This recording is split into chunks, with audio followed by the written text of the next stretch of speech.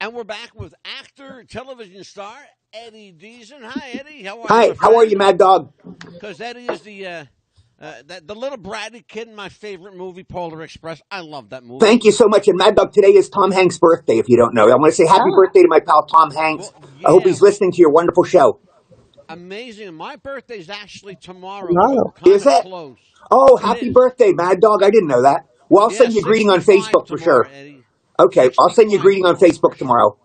Yeah, thank you, sir. Um, Eddie and I are Facebook friends, and we became Hmm. quick friends in real life.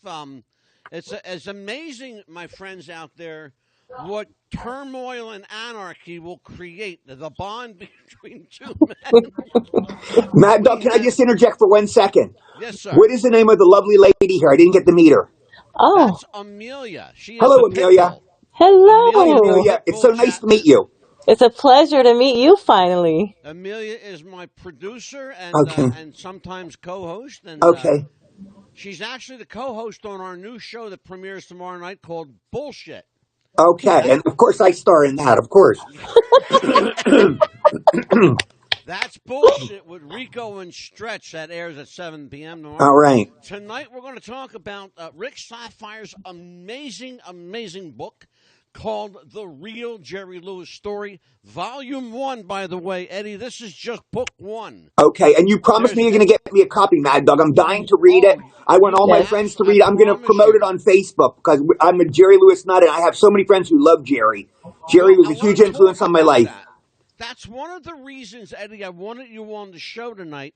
Hmm. Is you've been compared throughout your entire career to Jerry. Yes, So I want to that talk about it's kind of like getting a Class B minor league player comparing the Babe Ruth, comparing me to Jerry Lewis. But I'm honored if I ever am.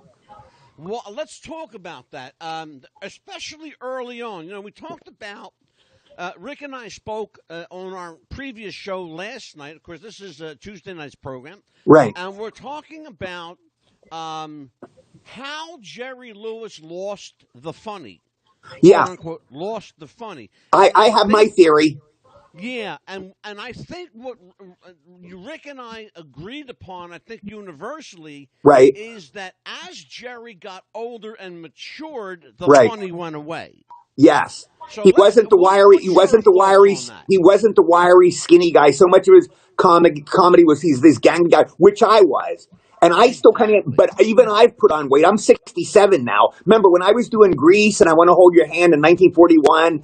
I was 20 years old. I was 20, which is how old Jerry was when he met Dean Martin. So it's kind of a coincidence. And then you put on Yeah. weight, you kind of lose. That was part of his shtick. It's kind of like the reverse. Imagine like Jackie Gleason or Curly Howard if they didn't have their belly. If they got skinny, it wouldn't be as funny. We know them as fat men. Yeah. John Candy, John Belushi. If they were thin, it wouldn't have been the same. So we know this No, physical presence they have, and it detracted you're from. absolutely right. Let's say Charlie Chaplin was 6'1" and he wasn't the Yeah. little tramp. He wouldn't be as funny. It wouldn't be funny with a tall guy. So the body is conducive. It's part of the comedian's persona. And Jerry Lewis definitely, he was such a brilliant physical comedian, and he lost that. Now, my own theory too, Mad Dog, is he hurt his back. He had that back injury in 65. He started Yeah. taking drugs. Sure did. And I'm sure you know about me, in 2020, I had my heart surgery and they put me on all these drugs like Xanax and I did horrible things. I wasn't me. I wasn't in my right mind. I called a waitress a pig, which I would never do that to a lady in my life. And I was throwing plates at cops and they were chasing me around a restaurant. I was doing crazy stuff because when you're on these meds, it does something to your mind. Hmm. Yeah. So it's horrible stuff.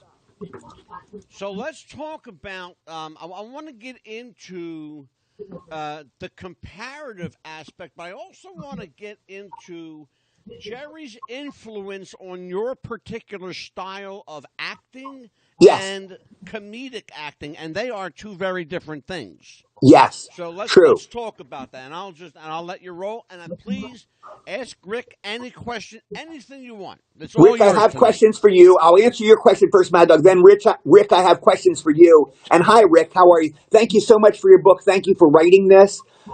My style with Jerry Lewis is my voice has always been kind of weird like this, so I kind of took it up an octave, and I saw Jerry Lewis did it with his voice. We're both skinny. We're both Jewish. We both have a crew cut. I didn't have a great partner like Dean Martin, but I look like that. Now, if you look at my character, I based a lot of it on Harpo Marx, too, but you can't see Harpo Marx in me. I don't have a blonde wig. I don't have a horn. I'm not a mute, so I don't look like Harpo Marx, but Harpo Marx was a big influence on me. You'll see my early stuff. Hi, da-da, me, da-da. And this is all the smile. Harpo Marx, but you don't see that. Curly Howard is my favorite comedian, but you can't see that. Curly Howard is my favorite comedian in the world, but you can't see it in me. I don't look like him. But Jerry Lewis, I look like, I act like, I had kind of weird walk. No, I walk strange. I have bad scoliosis. My one hip is higher than the other, so when I walk, I look funny. It's just a comic walk, and I look kind of geeky like Jerry Lewis. That's because I have scoliosis. So I hope that answers your question. Is that enough? Oh, God, sure. Okay. Please. Should I ask my questions for Rick? Because I have a lot of questions for him. Go ahead. Okay, Rick. As many questions as you want. Okay, there was a famous article. Fire, brother. Rapid Okay. fire. And to say, like, again, with Jerry Lewis, not funny. And also, there was a kind of no offense, Rick, because I love Jerry. Please, I'm not insulting him at all. But there was kind of a mean, nasty side to him. He took on kind of this mean demeanor, becoming kind of like Buddy Love. And I think a lot of that was the meds he was taking, too. Jerry took a lot of meds. And I know that I became a mean person when I took my meds. So I got a bird's eye view of how they can affect a person. And otherwise, nice, affable person can turn mean when you put these drugs in them. Because I did horrible stuff. I said horrible things to my sister. I don't think I did anything to my mom, thank God, but I did things to my brother. My brother, I did mean things to. My roommate in L.A., he said he had a roommate. And I took his clothes and I put salad dressing in them. I was mixing salad dressing in with his clothes. That's something a rational person wouldn't do. And I would never do that if I wasn't on Xanax and all these drugs. So it makes Jack crazy. Rick, I'm sure you know the exact meds Jerry was taking. But I've heard many interviews with him. He was taking all these drugs because he had the pain in his back, and the poor guy was in pain. So he had to take these meds. And I'm sure that affected his mind, too. Anyway, Rick, my first question is, there was the famous article when I got out of the hospital, 2022, it was in Vanity Fair about Jerry sexually harassing all these women. Now, I don't know if you addressed this in the book, but I'd like to know the true story about this. If one woman comes forward, it could be an Anita Hill, Clarence Thomas thing. He said, she said, maybe she's lying. But this interview had 4 different women saying Jerry, masturbated in front of him and did all this stuff. And, we have sex with me. And then the one woman said he wouldn't. And she said Jerry gave her the cold shoulder through the rest of the film. Are these women's stories correct? Do they have credence? Did Jerry do that kind of stuff? And I'm just curious to know. It doesn't make me like Jerry any less because he was flawed like all of us. We're all flawed. We're human beings. We do stupid things. And guys are stupid sexually. Women are much higher evolved than men. This is a fact. Women are just higher evolved and more intelligent sexually. Women can be sane and rational, and guys will do crazy, stupid things. The horrible part is, of course, rape is its furthest extreme, which we would never do that. But guys do horrible things, and women don't do these evil, horrible things sexually. Women might do mean things in other ways, but they don't do sexual things like men. This is an aberration of men, and that's why maybe a woman president would be better. Who knows? But let's not get into that. But anyways, I wanted to know if that's true. That's my first question to you, Rick. Yeah. Okay. Other questions? Let's see. Let me think. Oh God, I have this is asking Jerry Lewis. This is like when I did Polar Express. You're doing that. Yeah. Let me just tell everybody. Eddie Sure. Deezen is an actor and comedian, best known for playing his nerdy, geeky parts in films like Grease, Grease 2, Midnight Madness, Right. I Want to Hold Your Hand, one Right. of my favorites because I'm a Beatle freak. Thank you. That was Bob Zemeckis' first movie. That was the first film Steven Spielberg ever produced. I Want to Hold Your Hand. It's a great movie. Amazing film. 1941 is also one of my favorites. And, of course, Thank you. WarGames. Who doesn't love WarGames? WarGames, yes. He has been a larger starring roles in films, and particularly independent films, such as Surf, Mob Boss. Surf Beverly 2. Hills Surf Vamp. 2. There was no Surf 1. It was Surf 2. It was the first movie in history where there was a 2 and there was no 1. It was in the Guinness Book of World Records. So it was Surf And 2. Teenage Exorcist. Teenage Exorcist, yes. Eddie is also a And after you see that movie, you don't need an exorcist. And Eddie is a prolific voice actor whose Yes. most notable characters include Mandark in the Cartoon Network series Dexter's Laboratory, Yes. Snipes the Mm-hmm. Magpie in Rock-a-Doodle, Right. Ned in Kim Possible, and Right. of course, the know-it-all kid in my favorite film, my favorite Christmas movie anyway, the Polar Express, co-starring our birthday boy, Tom Hanks. Yes, exactly. And I want to just clarify one thing to make sure you know, Mad Dog. A Yes, lot of sir. people think that was a voiceover job, but no. It was the craziest movie shoot in history. It was the first motion capture film. Tom, me, Nona Gay was the girl, the hero girl. That's Marvin Gaye's daughter. She was a lovely lady. And Peter Mm-hmm. Scolari was the lonely boy. So it was the four of us. Oh, We acted out the whole movie. We acted out the whole wow. movie. Every day we get into scuba divers suits. They would glue a scuba cap to our head. They'd Mm-hmm. make these marks on our head and glue these electronic dots to our heads, the four of us. And we would act out the scene. Then they had a Oh. little Tom Hanks, a little kid Tom Hanks, a little kid me, a little kid Nona, a little kid Peter. They would act out the same scene. I'd go, hey, Santa Claus, I want all those presents. Cut. We do the scene. The little kid, the little Eddie, hey, Santa Claus, I want all those presents. They somehow morphed us into kids' bodies. But Polar Express was filmed. The whole movie was filmed. We acted with Tom Hanks. We acted out the whole movie. I love the stories behind the story. Yeah. Wow. One of the things Did you think that it was Rick and I voiceover, spoke Amelia? about last night, Eddie, one of the things that Rick and I spoke about last night Right. was the Jerry Lewis, the father, Jerry Lewis, the private man. Yes.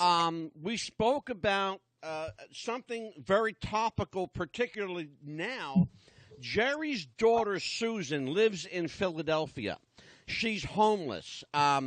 Rick and his family tried to give her a place to live. Apparently, there's some other issues going on with Susan. Okay, back up. I never heard this. He has a daughter, Susan. Is this from his wife, Sandy? I believe it is. Why is she homeless? I believe it is from, and we'll find out. Rick will tell us, I'm sure. But Well, if it's from Sandy, it's quite. If it's from an affair Jerry had, then that's a different thing. I don't know how you handle that. Jerry, I mean, we all know this. Jerry got around with women. He liked women. He was like Frank Sinatra. Yeah, he was like Frank Sinatra. He just, he loved women and he screwed a lot of women. Again, women wouldn't usually do. Well, I guess the unfairness is if a woman acts like that, they're called a whore. But if a guy does it, he's cool, like Frank Sinatra. Yeah. It's kind of the sexist part of our society. That's a true thing. It really is. But here's the interesting thing, though. She looks just like him. She is she's the female Jerry. She looks just like him. How old is she, Mad Dog? She is 72 now. Oh my God! She's been around. Oh my God! She's been around forever. Oh yeah. So 72, that was probably with Patty. He wasn't with Sandy that long. Yeah. 72, it would be with Patty. And she is, of course, she spoke and tried to have a relationship with her brother Gary Lewis. Of course, Gary Lewis and the Playboys. Right. Apparently, there's other issues going on, but we wanted to talk, and I want you and I to address this with Rick Sapphire, our guest tonight. No, I'd like to hear about that. I didn't know this story. Yeah, Jerry Lewis, the dad, Jerry Lewis, the private guy. Mm-hmm. One of the things we learned last night, Eddie, is that Jerry turned into America's favorite once the camera light was red. Right. Okay? And when it was off, he became this other guy. Yes, exactly right. He's an enigma, but you're exactly right. He wasn't supposedly the nicest guy in the world. I met Kathleen Freeman, who did 13 films with Jerry. And the person, and she gave me a ride home that day. And she goes, ask me anything about Jerry Lewis. And I said, my first question is, tell me about Dean Martin and Jerry Lewis. Her exact words, Mad Dog, she goes, the first thing you have to know is Dean was the funny one. That's the first thing she said. So, you don't see it on screen. Obviously, Jerry's the funny one. Dean's the handsome ladies' man, the crooner, the singer. But she said Dean was the funny one. Jerry was very serious in real life. He wasn't the funny Jerry Lewis we all think of. Jerry was a Jekyll and Hyde type character. There's no question about it. I will tell you that Rick Sapphire last night almost verbatim, word for word, said what you just said right now. Yes. Interesting, Jerry was the serious one. Right, Jerry was the serious one. And he was a genius, but he was multifaceted. Clearly. It was almost like he had too much genius to contain in one head or something. He had all this stuff going on. The guy was so brilliant, and he couldn't keep control of himself. I don't know. But arguably, and I said this last night, and nobody can dispute this. Arguably, there's no Jerry Lewis without Dean Martin. I agree. He was at his best with Dean Martin. Dean Martin offset because Jerry was a bit much for a lot of people. He's too much. A lot of people like him, but he was like really over the top. He's kind of like, I don't know, Boy George or somebody when Boy George first came out, or what is this thing? He was a very funny guy, but he was too much for a lot of people. He had legions of fans, but a lot of people disliked Jerry. He was probably maybe the most disliked comedian. Whereas let's say a Bob Hope, it was, pretty much was universally loved. Bob Hope was universally loved in his career. Somebody like that. Charlie Chaplin was pretty universally loved until the communist stuff later. But Jerry was a bit much, and Dean kind of brought him back down. Dean kind of brought him back, and there's this cool guy. Wait a minute, women can get into Dean Martin. Jerry's exact words. He said, "Dean got the men, the women, and the Italians." He said, "I got the women, the kids, and the Jews." He said, "Between us, that covers everybody." But Dean kind of got that market that Jerry didn't have, and they covered everything. There was somebody for everybody to like. The Beatles. I'm a Beatles nut. I've read over 1,000 books on the Beatles. John Lennon said, he goes, none of us could have made it alone. He goes, Paul wasn't quite strong enough. He goes, I didn't have enough girl appeal. Ringo was a drummer and George was too quiet.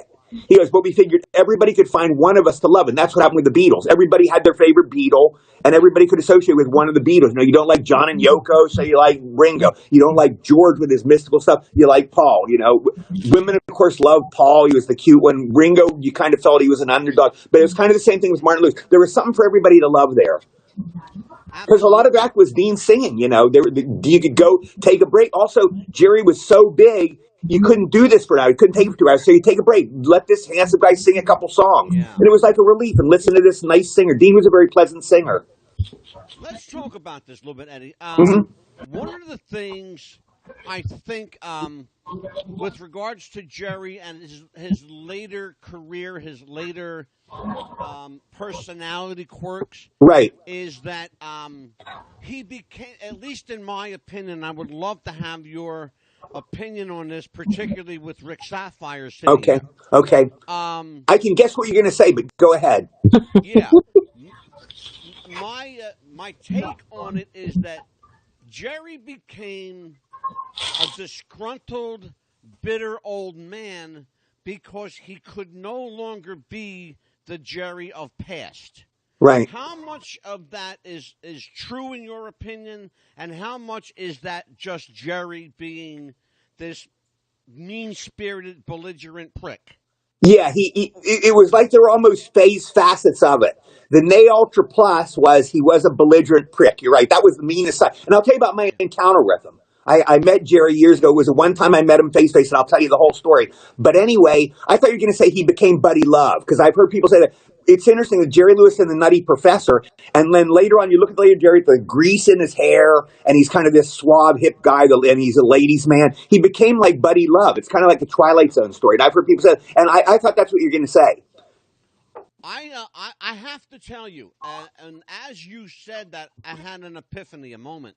Mm-hmm. He lived the gimmick, I believe. I really believe you said he became Buddy Love. Yeah. It's a lot like guys, and you'll understand this when I say it, guys in professional wrestling who forget that they are characters. Right. And they become the character. Mm-hmm. Right. They become arrogant out in public, or they become, Amelia, you get where I'm going with Yes. Okay. Mm-hmm. Jerry Lewis became the gimmick. Yeah. Mm-hmm. And I think that's where it was both his moment of clarity, but it was also where I believe, and just again, this is just my opinion, I believe it's that moment where the fantasy met the reality, the rubber hit the road, and that's the Jerry that we ended up with. Maybe so. You know what it sounds like, by the way? It sounds just like Elvis. Elvis was kind of that way. He was this sweet kid. If you look at Elvis in the 50s, this is the irony of Elvis. In the 50s, he was looked on as this menace to women and, this sex maniac and this horrible guy, this drug addict. And he was a sweet country boy. He wasn't doing any of that stuff. He was just this sweet country boy. He just started singing, and nobody ever does those pretzel kind of kind of dancing. Nobody had ever been like Elvis. And of course, women would flip for him. He was a very handsome guy. And then, ironically, he was the all-American boy. He joined the Army. That's when he started taking drugs. He started taking these pills to stay up at night and all, and he got hooked on drugs. And what you say, Mad Dog's kind of what I thought of is he kind of became Elvis towards the end. He became so weird, and he was kind of this character 24 hours a day. Hey, man, blah, blah, blah, where's my car? Make me all this bacon. And he just became this weird character. It was like a cartoon character. And, the early Elvis, if you look at Elvis in the 50s and look on YouTube, look at some of the interviews he gives, he's a very sweet, innocent kid. A caricature of himself. He became a character of himself. And Jerry's kind of similar. I could see that. Jerry had like an almost Elvis Presley kind of fame. Elvis Presley's the biggest star you could ever imagine. And Jerry and Dean and Jerry were, the Beatles. These are the biggest stars you could ever become. Right. Yeah. Remarkable. Amelia, questions for Please, Amelia, I haven't talked to you enough. Please I say whatever know, you want. right? You do remind me a lot of Jerry Lewis, by the way. Oh, thank you. Okay, I'll take that as a compliment. Absolutely. And is it a good thing or a bad thing to meet your hero?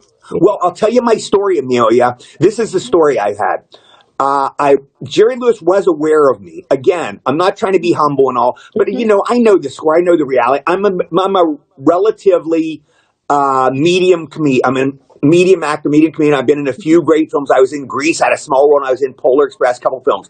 Jerry Lewis is as big as you can get. He was like Charlie Chaplin big. So, but he was aware of me. I talked to a guy, and this is the story he told me, his Facebook, and he said he was talking to Jerry Lewis, and he said to Jerry, you're the funniest guy I've ever met besides Eddie Deezen. And Jerry said, you're not the first person that's ever told me that. So that's, of course, flattering to me that Jerry was even aware of my existence. But that story, is a big ego trip for me that Jerry would say something like that. It's a very kind compliment. But anyway, he was doing a book signing. Jerry's doing a book signing. This is about 2011 or something. He was doing when the Jazz Singer was released on DVD. He was signing it. So I went to see him. So I see Jerry Lewis there. He did a double take. He saw me. He literally did a double take like in the movies. It's like, like Benny Hill seeing a girl in her nylons. What? So he did a double take. He sees me. So I went up there. I waited in line. What am I going to say? Jerry Lewis, you're my favorite star. First of all, he's heard all this stuff a billion times. It's like, but the greats will take it in a new unit of time. That's how you do it in life. In other words, okay, Marilyn Monroe was probably told a million times, every guy, you're the most beautiful woman in the world. I want to marry you. I have fantasy, blah, blah. And, and she's heard it a billion times. Now, you can either be blasé about it and go, yeah, I've heard it a million times, thanks. Or you can do what's called, you hear it in a new unit of time. You listen in a new unit of time. This is a new person. This is important to them. They're meeting Marilyn Monroe. This is important. So he goes, thank you so much. That's very kind of you. And I've seen it to a small extent. I hear the same, Eddie, you're the funniest guy. I loved you in Grease. Eddie, I loved you in the Polar Express. So I go, thank you very much. That's very kind of you. It's a new unit of time. It's a new person. And we all should live in present time. You stay in present time and you meet. I'm meeting Amelia, this lovely lady, whatever she says. I'm not going to go, Amelia, I've talked to so many women who've asked me that question, okay? Can you ask me something original? I'm not going to say that. She's going to ask me these honest questions, which people do. That's the normal thing. They're going to ask me these same questions because you're going to ask Frank Sinatra, Frank Sinatra, what's your favorite song you did? What do you think's the best song? He's heard these a million times. You can't think of anything new to say to these guys. So anyway, Jerry Lewis, okay, so I go to meet him. Mr. Lewis, you're my favorite comedian. I think you're the greatest guy in the world. My favorite movie of yours is Rock-a-Bye Baby or whatever I told him, Dead silence. He did literally. Crickets. There's crickets. He gives me the deep freeze. I did about 3 or 4 of these takes. Mr. Lewis, I've seen all your movies and all. I'm a comedian myself, and I patterned myself after you and done it. Dead silence. Crickets. Da-da-da. Finally, I did about 4 times. He either got bored with me or he took sympathy on me. He said, this poor Schlemiel. And he goes, thank you. He said it just that way. No grace, no affinity, no real affinity, It's like, oh, I really think you're a great comedian. I really think you're good. It's like he said literally, thank you. It's like the kid, thank your grandma for giving you the sweater for Christmas, Billy. Thank you, grandma. And he gave me kind of this mean thank you. That's all. I went out. I was almost crying. I went to, I had 5 copies I bought at the Jazz Singer. I went to my manager. I said, do you want to buy these? He goes, what? I go, do you want to buy these? I don't want them. So he bought them back. I sold him the Jazz Singer, and I didn't want anything to do with Jerry Lewis. He ruined, that was my moment. That was a big moment in my life. It's the guy asking Marilyn Monroe out on it's a woman, meeting Chris Hemsworth. a woman, God, I'd love to go out with you. I think you're gorgeous. What's a woman going to say to Chris Hemsworth? She's gaga. She's meeting this Well, gorgeous guy. you And remind me of a Yeah. story. Yeah, You remind me of a story, Eddie, that actually happened to me. please. Many years ago in Atlantic City, New Jersey, I had to meet Joe DiMaggio at Oh, God. a One of my sporting heroes. I love Joe yeah. DiMaggio. Well, he was one of my heroes until he opened his mouth, and then Oh. the problem was he was drinking heavily, and I said, "Mr. DiMaggio, I'd love to have an autograph." He goes, "Give me your effing paper, and I'll sign your." Oh no. Yeah. Where did this happen, Mad Dog? In other words, it wasn't a signing show. It wasn't like the Jerry thing. This was an informal No, thing. I'll tell you where and when. It was in Atlantic City, New Jersey.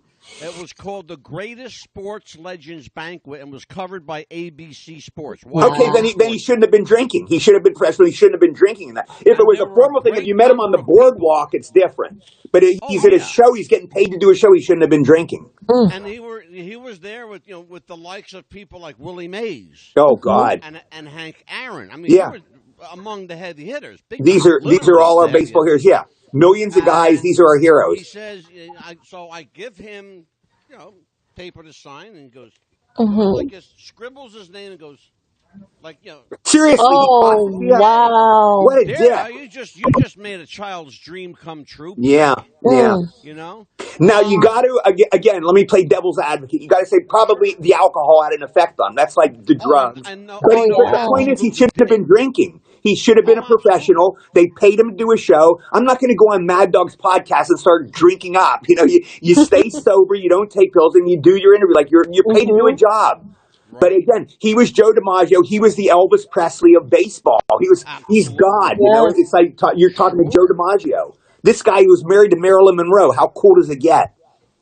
You have a guy with you tonight that knew Jerry Lewis Right. probably better than anyone, including a couple of his wives. Rick Sapphire spent more than 60 years as Jerry Lewis's manager and friend. Did Rick manage also Dean and Jerry, or did he manage Jerry just solo? No, just Jerry. Just Jerry solo, okay. Yeah, among the people that Rick has managed are Mickey Rooney, Margot Kidder, the Little Rascals, Spanky McFarland, Stymie, Buckwheat, the whole crew. Okay. And some people that were one-hit wonders, but largely Rick Sapphire's career has been defined by one client, Jerry Lewis. Okay, I didn't know that. Because he was managed by Abby Greshler. I know the early days their manager, Martin and Lewis, it was Abby Greshler. And Dean was managed by a guy called Lou Perry. And then when they teamed up, Jerry, of course, was the powerhouse part of the team. So Lou Perry got kind of nudged out, and Abby Greshler took over and managed them. But I think Abby ripped them off. I think last night. You talked about Abby? Yeah, we talked about Abby last night. He ripped them off, didn't he? He ripped off Dean and Jerry, I think, and they fired him. Isn't that true? Oh, please, wait till you hear that story. Oh. Okay, I want to hear that story, Rick. Tell me about Abby Greshler and whatever became of him. Will he tell you the story, but you're going to read about it in the book copy that you'll get. Okay, I don't want. Here's the catch-22, Rick. I want to read your book, and I'm going to read it. It's going to be a joy for me, and thank you, Mad Dog, for getting me a copy. I so appreciate it. But I don't want spoilers. I want to ask you these questions, but I don't want spoilers because I want to read the book. So it's kind of a catch-22. But I'd like to hear about Abby Greshler, exactly what happened, and what happened. Absolutely. Other questions? Yes, there was the big cataclysmic meeting with Jerry and Dean on the 1976 Muscular Dystrophy Telethon. That's the first time they've talked in 20 years. But the story comes out, there's a picture of them together in the Coconut Grove in 1961. And I've heard other stories that Dean and Jerry did see each other periodically over the years. Is that a myth that the muscular dystrophy reunion wasn't really a reunion after 20 years? That's a myth, right? That's not true. And if so, how many times did Jerry and Dean see each other in those 20 years before that? I can tell you what I know, and then I will defer to Rick. Sure. What I know is that they did occasionally quote unquote, run into each other. Right. Nothing planned, as I have been told. Okay. It was Frank Sinatra, clearly the guy behind pulling the strings here. Right. Frank Sinatra, who said, all right, enough is enough. It's time for you guys to start talking again. Okay, gotcha. And That kind of makes sense. Yeah. yeah, and In other words, so it they're was. both these huge nightclub stars, or maybe at Paramount Studios. They're both filming at Paramount. Maybe they bumped into each other. It's almost Yeah, inevitable, and they and met. it was. You're absolutely right. It was literally 20 years, almost to the day. Yeah, Almost to the day. yeah. They brought. You'll be. Here's a part of. I'm tied into Jerry Lewis history here. Mm-hmm. Jerry Lewis and Dean Martin history. I don't know if you're aware of this, Mm-hmm. but Dean Martin and Jerry Lewis got together and broke up literally 10 years to the day from the time they got together. July 25th, 1946, July 25th, 1956, exactly, to the day. Yeah. Exactly. Yeah, deliberately planned, which Exactly. isn't that cool? That's so cool. So it's no accident that we're doing this show here in July because we're coming up on the Oh, anniversary. good point. That's my brother's birthday, too, July 25th. Yeah. Oh, well, happy Yeah. birthday. Oh, thank you. Absolutely. I'll tell him.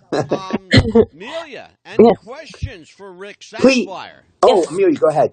Yes, I want to, first of all, my mom wanted me to tell you hi because you're one of her favorite actors as well. This is me. Yes. Thank you, Amelia. I thought you were asking questions for Rick Sapphire. No. No, And for Amelia, you. She's tell your mom I said hi. Please give her my love. Oh, And yeah, and absolutely. thank you very much for the kind words. she's Yes. she's pandering, Eddie. She's pandering. Be quiet. See how Of he course. treats me. See how he treats me. But the question was for Sure. the movie Midnight Madness that Yes. you did. How fun was it going to the different locations when you did the clues and things like that? I'm For going the to give you a full answer to that question because it's a great question. It was fun going to the locations. That was fun doing all this stuff. I remember my craziest thing was, this is a true story. I think I'm the only one in history to ever do it. We were filming at LAX, of course, the airport scene. Yes, Very I crazy. love All that. that. Okay. I was bored. You could never do it nowadays. These days are over because of 9/11, because Right, September right. 11th. But I was bored. So I Really? went through the electronic baggage machine. I went through that I just was bored. There was no watchman there, and I just laid down and I rode through it. And they got me on there. Like, what the hell are you doing? Are you crazy? You could have got electrocuted. But I went through the baggage check, the electronic thing. It God. did no harm to me and all that. No, I'm just kidding. But it did no harm to me, and I did that. But that's a true story. But it was fun filming at different locations. Now, I'm going to elaborate on the question because I love Mad Dog, and this is an interview. It's an in-depth interview. Midnight Madness was the unhappiest film I ever filmed. It was a funny film. It's one of my best films, and it's a hilarious film. I It's the loved only it. film I ever did with two directors, David Nankin and Michael Nankin and David Wechter, who are wonderful directors, great guys. But there were a few jerks on the set. Michael J. Oh. Fox was the nicest, sweetest guy in the world. I loved him. He, by the way, was not even Michael J. Fox time. That was his first movie, and he was Michael Fox. There must have been Yes. another actor, Michael Fox, because he added the J later. And Yes. also, Amelia, you'll notice in the film, he's totally straight. Everybody Yes. else is broad comedians, blah, blah, we're all over doing all this shit. And Michael's like a very serious character. I don't want to Yes. play this game anymore. You're not my Yes. brother. He's like totally serious. And he's the one that became the breakout superstar comedian. He's a great comedian, on, of course, Family Ties and his wonderful films, Back to the Future. He's a great natural comedian. He's a great actor, too. But he's the superstar breakout of the movie, Maggie Ross, who I love, she was an angel, my girlfriend. She, of course, is on The Simpsons. She's lovely. I adored her. David Naughton was a great guy, but Yes. some of the jocks were just mean to me. The one, I'm not going to give names. I don't want to hurt anybody, but The blue some of them team? were just Let's just say dicks. the They were blue just team. mean guys, and one kept baiting me. He goes, 1941 is going to bomb. And he kept telling me how 1941 is going to be a bomb, and it was just irritating, And you want to, I like to get along with my fellow actors, but he was irritating. Another guy on another team was a jerk. There were a couple mean guys in that movie, and one guy in the crew was a mean guy. Now, I'd say 97% of the actors I've worked with over the years were great guys. Tom Hanks, Steven Spielberg, John Travolta, the really big guys. They were all down the line. They've been nice people. But these guys were, they weren't big. They were like mediocre actors, mediocre level actors. I don't know if they ever did anything else. And they weren't mean. So it made the film very unpleasant for me. It was an unhappy experience filming it. Yeah. But it turned out good. So you never know. Some films I've been really happy and I had a great time, and they were turkey movies. So you never know. Yeah. Right. Eddie, final questions for Sure. Rick Sapphire. Rick Sapphire. Let me ask you another one, Rick.